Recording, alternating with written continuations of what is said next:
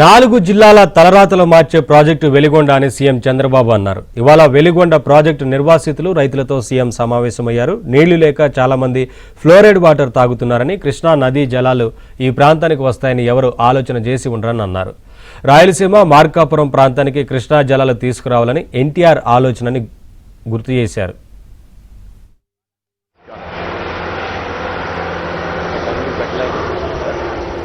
కేవలం పరిపాలన మాత్రం. ఇప్పుడు ఎంత అయింది? ఇప్పుడు మనకి లైన్ 3 కిలోమీటర్స్ అయింది సార్. మొత్తము 3 కిలోమీటర్స్ కంప్లీట్ అయింది సార్. బెడ్ చేసుకోవచ్చు. ఒక 2.5 కిలోమీటర్స్ సైడ్స్ అయింది సార్. బెడ్ చేస్తాం. ఎన్ని రోజుల నుంచి చేస్తున్నాం ఇది సార్? లైటింగ్ స్టార్ట్ చేసి ఒక 1 మంత్ అయింది. ఇంతకుముందు వాల్స్ పూర్తి చేశారు సార్. Retaining wall fix. ఇప్పుడు ఈ వర్క్ అంతా కూడా స్పీడప్ చేస్తే ఎప్పటికి కంప్లీట్ చేయగలుగుతున్నారు? ఏ టేబుల్ పెడుతుంది? July ending target. జూలై 1996 మార్చి 26న వెలిగొండ ప్రాజెక్టు నిర్మాణాన్ని ప్రారంభించామని, 900 కోట్లు పునరావాసం కోసం కేటాయించామని అన్నారు. 300 కోట్లు మొదటి విడతలో నిర్వాసితులకు ఇస్తున్నామని చెప్పారు. ఎవరైతే ఈరోజు త్యాగాలు చేశారో మీ త్యాగాలు ఊరికే పోవు. దానివల్ల ఈ ప్రాంతం అభివృద్ధి అవుతుంది. మీ జీవితాలు కూడా అందరితో సమానంగా, అందరికంటే మెరుగ్గా ఉంటాయని మీ అందరికి హామీ ఇస్తున్నా.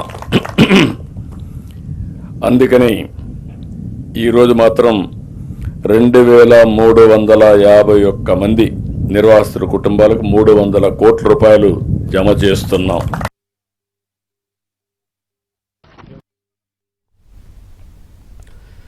వైసీపీ ఎన్నో కుట్రలు చేసిందని సీఎం చంద్రబాబు ఆగ్రహం వ్యక్తం చేశారు. మొదట అంగీకరించి తర్వాత 3 రాజధానుల పేరుతో 3 ముక్కలాట ఆడారంటూ విమర్శించారు. కేంద్రం చట్టం చేస్తే మావిగన్ పేరుతో కొత్త డ్రామాకు తెరలేపారంటూ చంద్రబాబు ఆగ్రహం వ్యక్తం చేశారు.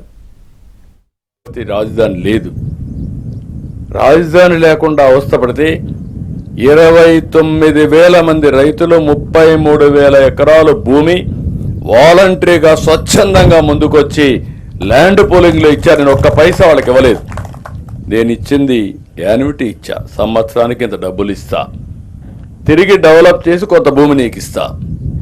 అది చేసుకుంటే నీ ఆదాయం పెరుగుతుంది, 10 రెట్ల ఆదాయం వస్తుంది. అది చేసుకోమంటే నమ్మారు.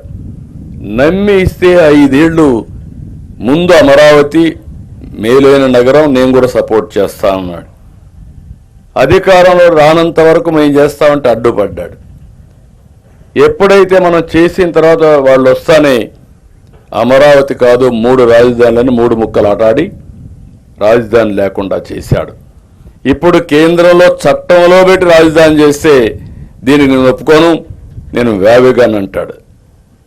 అది ఎక్కడి నుంచి ఆలోచనలు వస్తాయో నాకైతే అర్థం కాదు.